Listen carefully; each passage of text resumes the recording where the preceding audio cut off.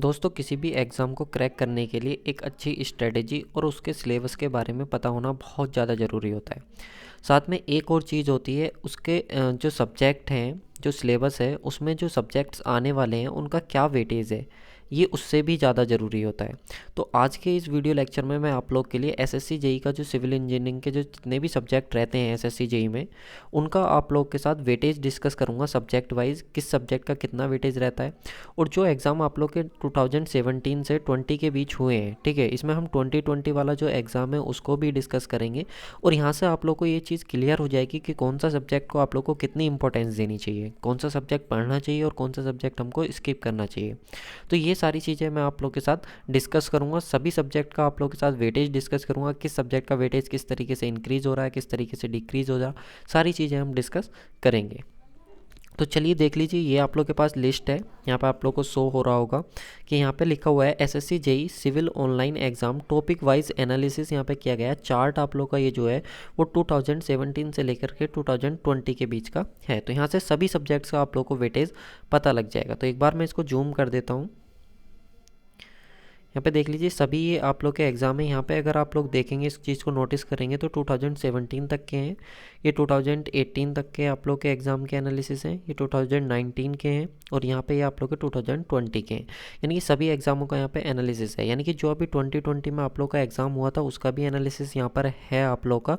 जो आप लोग का 11 मार्च को हुआ था, 11 दिसंबर को सॉरी, जो 11 दिसंबर को हुआ था उसका आप यहाँ पे देख सकते हो। बाकी जो आप लोग का 30 अक्टूबर को हुआ था, 30 को, 29 अक्टूबर को, उसका भी एनालिसिस आप लोग को यहाँ पे देखने मिल जाएगा। यानी कि 28, 29, 30 ये तो आप लोग का अक्टूबर वाला एग्ज़ाम था और साथ में 11 दिसंबर को जो बिहार वाला एग्ज़ाम हुआ था उसका भी एनालिसिस मैं यहाँ आप लोग के साथ डिस्कस करूँगा। तो एक बार मैं यहाँ पे इसको जूम कर देता हूँ, यहाँ पर आप इस चीज़ को देख सकते हैं। ये देखिए मैंने एक बार इसको जूम कर दिया है। अब यहाँ पे हम डिस्कस करेंगे वन बाई वन। यहाँ पे देखिए सबसे पहले हम बात करेंगे हाइड्रोलिक्स की। तो देखिए हाइड्रोलिक्स में होता क्या है, हमारा एफएम आता है हाइड्रोलिक्स में हमारा एफएम आता है जिसको हम फ्लूइड मैकेनिक्स कहते हैं।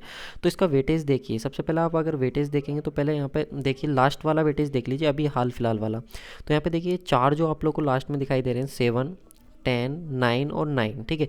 तो ये तो आप लोग का 28 अक्टूबर वाला है, ये आप लोग का कौन सा है, 30 अक्टूबर वाला है, 28, 29 अक्टूबर वाला और 30 अक्टूबर वाला, और ये आप लोग का 11 दिसंबर वाला। ये इस तरीके से एग्जाम का एनालिसिस है। यानी कि क्वेश्चंस की बात करें एफएम के तो लगभग 7 मार्क्स का, 10 मार्क्स का, 9 मार्क्स का नहीं कि ये पूछा गया था। यानी कि लगभग आप इसको मान सकते हो कि जो आपका फ्लूइड मैकेनिक्स है ये एक इंपॉर्टेंट सब्जेक्ट में आप इसको काउंट कर सकते हो। उसके बाद आप लोग का सेकंड सब्जेक्ट आता है SMFE। इसका मतलब क्या, soil mechanics and foundation engineering. तो देखो यार, सोइल मैकेनिक्स और फाउंडेशन इंजीनियरिंग की अगर आप बात करोगे तो यहाँ पे देखिए, यहाँ पे अगर आप देखोगे तो पहले देखो कहीं 10 मार्क्स का भी पूछा गया है। देखिए 10 मार्क्स का पूछा गया है, मैक्सिमम 10 मार्क्स का ही पूछा गया है। लेकिन अभी हाल फिलहाल में जो एग्ज़ाम हुआ था उसमें 7 to 8 मार्क्स का ये पूछा गया था।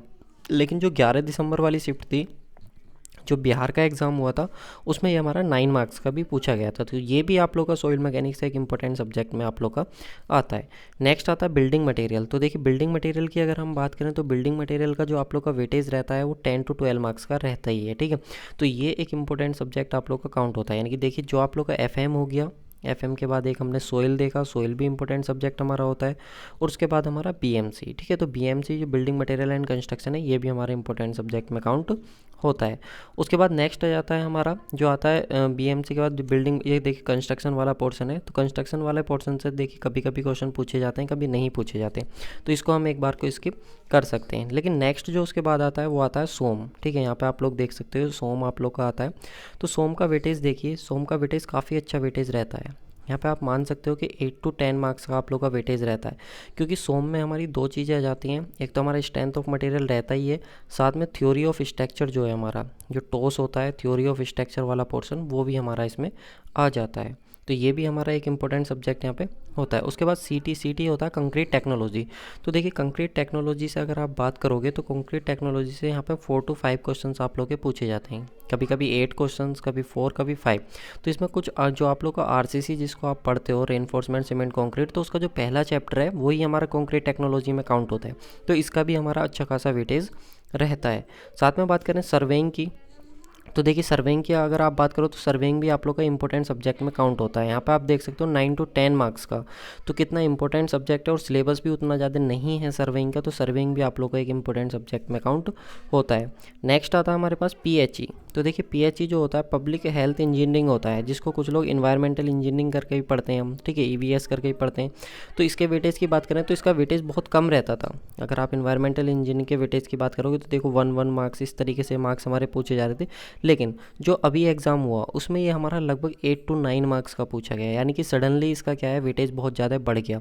यानी कि 3 सब्जेक्ट थे हमारे, एक हमारे पास इन्वायरमेंट था, एक हमारे पास हाईवे था और एक हमारे पास इरिगेशन था। इन तीनों सब्जेक्ट का वेटेज बहुत कम चल रहा था कुछ ईयर से, लेकिन उसके बाद सडनली इनका वेटेज बढ़ गया है, तो इन सब्जेक्ट को भी आप स्किप नहीं कर सकते। नेक्स्ट में आता है हमारा रेनफोर्समेंट सीमेंट जो है हमारा टेक्नोलॉजी वाला, जो RCC वाला है, उसके हम बात करें तो RCC वाले का वेटेज आप देख सकते हो, ये भी एक इम्पोर्टेंट है हमारा। यहाँ पे आप देखो तो 10 मार्क्स तक के क्वेश्चन यहाँ से पूछे जा रहे हैं आप लोग के, जो लास्ट पूछे गए हैं, ठीक है। उससे पहले का वेरिएशन आप देख सकते हो किस तरीके से सब्जेक्ट आप लोग का वेरी कर रहा है। नेक्स्ट मैकेनिक्स आता है, तो मैकेनिक्स को आप स्किप कर सकते हो। यहाँ पे देखो इस बार भी 0 क्वेश्चन यहाँ पे पूछा गया था, एक आध क्वेश्चन पूछ लिया वरना नहीं, तो मैकेनिक्स को आप यहाँ पे स्किप कर सकते हो। नेक्स्ट आता है CMA होता है कंस्ट्रक्शन मैनेजमेंट, ठीक है। तो कंस्ट्रक्शन मैनेजमेंट का भी यहाँ पे कोई भी क्वेश्चन हमारा नहीं पूछा जाता, तो कंस्ट्रक्शन मैनेजमेंट को भी आप छोड़ सकते हो, क्योंकि कंस्ट्रक्शन मैनेजमेंट जो आता है आप लोग का वो गेट वगैरह में आता है, तो इसको भी आप छोड़ सकते हो। लेकिन उसके बाद जो आता है एस्टिमेशन एंड कॉस्टिंग, ठीक है, जो उसके बाद आता है एस्टिमेशन एंड कॉस्टिंग, ये बहुत ज़्यादा इंपॉर्टेंट है। तो एस्टिमेशन एंड कॉस्टिंग का आप वेटेज देखोगे तो यार देखो 13 क्वेश्चन तक पूछे गए हैं, 12 to 13 क्वेश्चन, यानी कि ये सब्जेक्ट ऐसा है कि आप इसको छोड़ करके नहीं जा सकते। तो एस्टिमेशन एंड कॉस्टिंग बहुत ज़्यादा इंपॉर्टेंट हमारे लिए हो जाता है।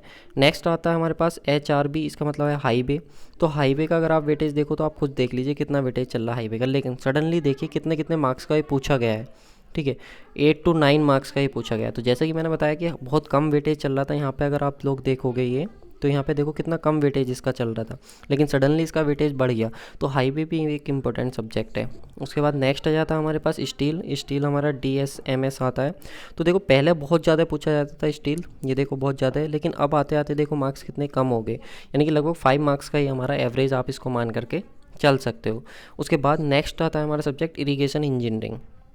तो देखो भाई इरिगेशन इंजीनियरिंग का 2 मार्क्स के क्वेश्चन पूछे जा रहे थे, लेकिन यहाँ पे देखिए यहाँ से वेटेज इसका आपको खुद समझ आएगा कि 12 मार्क्स का, 10 मार्क्स का, 8 मार्क्स का, 9 मार्क्स का, इतना हमारा क्या है जो इरिगेशन इंजीनियरिंग है वो पूछा जा रहा है। तो आप खुद अंदाज़ा लगा सकते हो कि कितना इंपॉर्टेंट आप लोग के लिए हो जाता है। तो जो भी मैंने आप लोगों के लिए चार्ट डिस्कस किया आप इसका स्क्रीनशॉट ले सकते हो, फिर आप इसको जूम करके देख सकते हो। यहाँ पे देखो 2017 का है, फिर उसके बाद 18 का है, 18 के बाद फिर 19 का, फिर 20 का है। तो इस तरीके से पूरा मैंने आप लोग को बता दिया कि कौन सा सब्जेक्ट कितना वेटेज आप लोग का रखता है। इससे आप लोग को एग्ज़ाम का जो सब्जेक्ट है उसकी इंपॉर्टेंस पता लगने में बहुत ज़्यादा आसानी हो जाएगी। अगर वीडियो आपको अच्छी लगी हो तो प्लीज़ यार कमेंट करके बताना, लाइक करना वीडियो को, साथ में अपने दोस्तों के साथ शेयर करना, और हाँ अपना फीडबैक देते रहें यार, बताते रहें कि चीज़ें कैसी लग रही हैं, वीडियो अच्छी लग रही है नहीं। बाकी आप लोग को नॉन टेक का अगर आप चाहते हैं, देखिए ये एक चीज़ और मैं आप लोग को बता देता हूँ, अगर आप नॉन टेक का सॉल्यूशन चाहते हैं, जो भी आप लोग के 2020 वाले एग्ज़ाम थे, 19 वाले एग्ज़ाम थे, तो हमारा एक चैनल है SpaceX स्टडी, जिसकी लिंक आप लोग को डिस्क्रिप्शन बॉक्स में मिल जाएगी, उसे जा करके आप अपना सब्सक्राइब कर लें, वहाँ पे आप लोग को नॉन टेक क्लासेस मिल जाएंगी, ठीक है। तो मिलते हैं नेक्स्ट वीडियो में गाइस, तब तक के लिए thanks for watching this video.